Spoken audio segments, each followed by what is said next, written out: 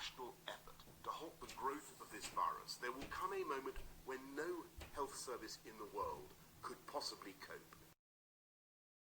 This time will be remembered.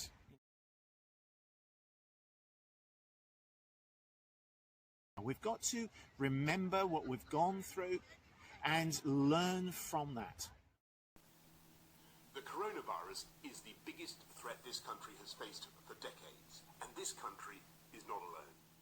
All over the world we're seeing But we must learn from this time. And I know that as they have in the past, so many times, the people of this country will rise to that challenge. History repeats itself. It has to.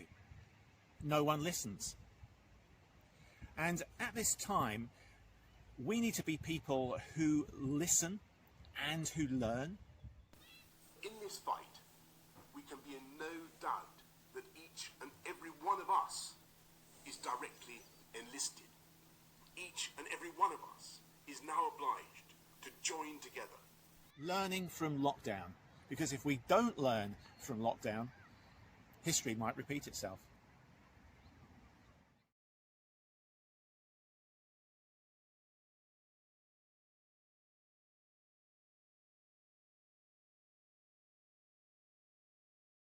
Hello, welcome to Bridge Church. My name is Donna and I'm here to talk a little bit about lessons that we've learned from lockdown.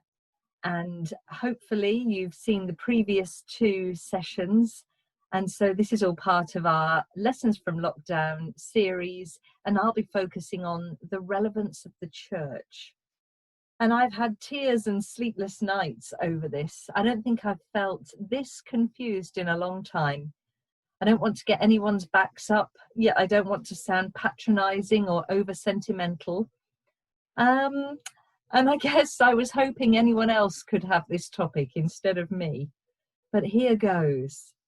When I asked a few people if they felt the church was relevant today, they replied with, "It depends what you mean by church." And they were saying things like, do you mean local churches, the Church of England, church services, events like baptisms, weddings and funerals, outreach or social action projects, prayer groups, all that kind of stuff. But not one person said, "Oh, by church, do you mean me?" So I wanted to focus a bit on that. To me, the church, in whatever shape or form or name, is the way God works through us humans to be the body of God, or the body of Jesus Christ here on earth. The Spirit of God working in, through and with us all to bring more joy into this damaged world. So I, Donna, am a little tiny piece of this thing we call church. And it's the only bit I have any sort of real control over. I can only change myself, really. And in the grand scheme of things, I am irrelevant. I really think I won't be remembered much in Ipswich in 10 years' time. And I doubt I'll be on any Hall of Fame, certainly not for the Church of England. Yet I am part of church. So I'm looking at the relevance of church as a relational thing rather than an institutional one. The buildings are real and very important. The organisational requirements and governance structures are necessary and key. But lockdown has created an opportunity, a necessity even, to review who, what, where, how and why church is. Through the use of technology and social networking, everyone has been able to see a bit more of what goes on behind church doors. People have been able to comment and question and make podcasts and send little bubbles. We've had questions and challenges about faith, either to people who would call themselves churchgoers or to anybody really. We've had questions about traditions, equality, scriptural interpretation. We've had online church services where they may have had non-routine churchgoers zooming in and getting involved before zooming out again I quite like the idea of church hopping from one service or one event to another. We've seen vicars leading Holy Communion from their bedrooms, fully clothed. We've had children writing and recording songs that have been played as part of worship. Videos of people talking about God from their garden sheds. And even the young people's trendy phenomena of TikTok, even that has made it into church services and worshipping patterns. And so the boundaries and the power lines of the traditional church have become well and truly blurred. The barriers have been crumbling. And for some, this is scary and threatening. But I believe it's called growth or transformation. The church of God's people started off as a way where spiritual people acknowledged their identity as children of God and tried to live their whole lives, remembering Jesus and continuing to practice living in love, unity, and purposeful service as Jesus had done. In the book of John in the Bible, Jesus says, "I am the gate." And it's one of my favorite "I am" sayings, as it's simple yet difficult to live up to, really. If church, as the body of Christ, intends to be like a gate, then words like important, powerful, controlling, solvent, and relevance don't quite fit. We are the gate, the opening into somewhere new, something more. If we're church, we point to God. We bring comfort and care and love with no desire for payment, recognition, or reward. Someone said to me, they don't want church to become a mere memory of the past, but rather an inspiration for the difficult days ahead. So I want to share with you a testimony that I hope shows how Bridge Church and the people who currently make up this church are inspirational and a living, breathing example of relevance in and through this lockdown period, and I'm sure they will be beyond. So I share this testimony with my daughter's permission. Eliza is my daughter, one of my daughters, and hasn't really been doing church for a while now. She dutifully comes along to the odd service with her mum and has made a few Christian friends with people from church over the last few years, but nothing really substantial. When she went to university, she didn't really engage in any faith groups or talk about her faith with her friends. I was kind of wondering if maybe she didn't have a faith anymore. And since lockdown, Eliza has returned to Ipswich. And we both started to get more involved with Bridge Church, which was a brand new church here in Ipswich, largely linking up and networking online. Although as lockdown has moved on, we have been able to meet some people face to face, which has been wonderful. So Eliza was wary and kind of dipped in and out occasionally. As a family, we were nervous about making new friends and fitting in and kind of feeling a bit exposed. But we were made very welcome and left to settle in on our own terms. So I was all gung-ho and I had my spirits lifted. I went out on some walks with people and felt really comfortable to be myself. And also around this time, as a family, so there's 3 of us in my family, we started to have supper time chats where we would say what had been the best and most difficult parts of our day. And I see this as a spiritual practice. I believe God is there, even if we're not praying in a traditional way. And over time, we began to talk more explicitly to God and about God, and we asked God for help with our problems and thank God for the good things. We also began to pray for other people, but we were eating at the same time. I believe church had shifted from something we did or didn't go to something we are, the way we live.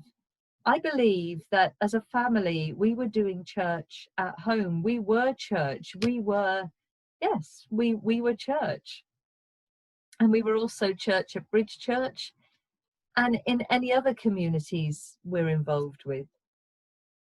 Anyway, the leader of Bridge Church, Andy, asked my daughters and myself to lead a half-hour Sunday morning session, and we did. Very nervous, but we really enjoyed it, and we got lots of really positive feedback, and we got to know people a bit better. We also went to Bridge Church Has Got Talent night.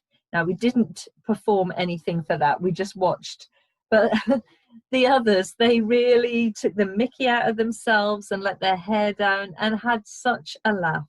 It wasn't in any way pretentious, and it really felt like an attractive place to get to know people and be church. Now, Eliza's quite shy at times, and yet she loved the whole style of Bridge Church. She liked the way she could say nothing without being judged, no disapproving looks. She liked being able to laugh at funny things without being frowned on. She liked meeting people her own age. She liked being able to walk away when she'd had enough and then come back again when she felt like it. Well, we were asked to lead another Sunday worship. This time, Eliza took a bigger leadership role and chose the theme, the song, the readings, and the questions. She really was starting to grow in confidence, and you could see her ability shining through. It happened gently, but at some point we realized we belonged. We were in really good relationships with these people we had met just a few months ago. We belonged just as we are. Eliza is now even talking about God, faith, and church with her uni friends. And it turns out she's not the only one who has a faith. But she didn't have the confidence or even the inclination to discuss it before. As Derek said in last week's talk, Bridge Church is the community where we support each other and we can be real with each other. But that's not the end of this testimony. Eliza's getting ready to go back to uni, and she is relevant to and valued by her Bridge Church friends. It's relation before institution. So all those involved in Bridge Church signed a card. A young woman who's also a student wrote a beautiful prayer and read it out on Sunday morning. And two of Eliza's new Bridge Church friends recorded her a wacky video send-off, which was also shown on Sunday. To be honest, I didn't really get it, but Eliza and many others seemed to. And it made me think, with any church community, there are times when we're not in control, when we don't get it, when we feel left out. But a good church environment is where we're really welcomed for all of that, and we're not assimilated. I heard someone say recently, I'm worried that I'm going to be assimilated in church because I went to church once and I was told, if you don't believe this, you need to get out. Well, a relational church perhaps would think about that. So going back to fitting in, with any church community, we might feel like we disagree with someone's view. We don't like the songs we've picked. We look different. But my prayer for church relevance is that we worry less about how relevant and powerful the church is and focus more on genuine relationships. Now, there's a young blogger, and she happens to be a good friend of mine, called Emma Hager. And she said, in response to Luke's gospel urging us to love our enemies, God has said simply and directly to us, we must love. We must love everyone. So it's like the underlining on the must. What Emma said specifically was, not loving is not an option. And it feels like that is the mantra for Bridge Church. Not loving is not an option. I'd like that mantra for me as a Christian. Not loving is not an option. I think Bridge Church models the new normal that many of us are pondering and reflecting on. It's not about outputs, buildings, money, although all these are important. It's not about Bridge Church talent shows or how many people have got tattoos or, any boxes we're ticking. I think church is about relational responsiveness. It's about adapting to accommodate the needs of all we encounter and all who we welcome. It's about actively seeking and celebrating diversity and being prepared to adapt and change as a result. Risky business. It's about power with rather than power over and shared decision making. It's about listening to God. And so I believe Bridge Church will continue to be relevant, but I have no clue what it's going to look like, because new players will arrive all the time. The boundaries of Bridge Church will grow. The boundaries have already grown. Eliza's moving on to university and she feels like she's a member of Bridge Church and she's going to keep those relationships going. Martin Luther King Jr. said, "If I cannot do great things, I can do small things in a great way." If I cannot do great things, I can do small things in a great way. And many people have done small, great things in the name of Jesus here in Ipswich during lockdown, but also before, and they will after lockdown, because that's the nature of Christian love, that many things aren't really seen. Church is relevant to me because it opened its gate and made my daughters and I feel welcome and accepted. Church is relevant to me because it helped to heal my brokenness during lockdown. Church is relevant to me because it's where my hand and heart are held when I'm lost and lonely.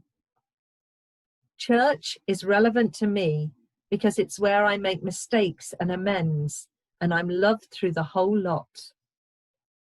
And church is relevant to me because when I think church, I think people.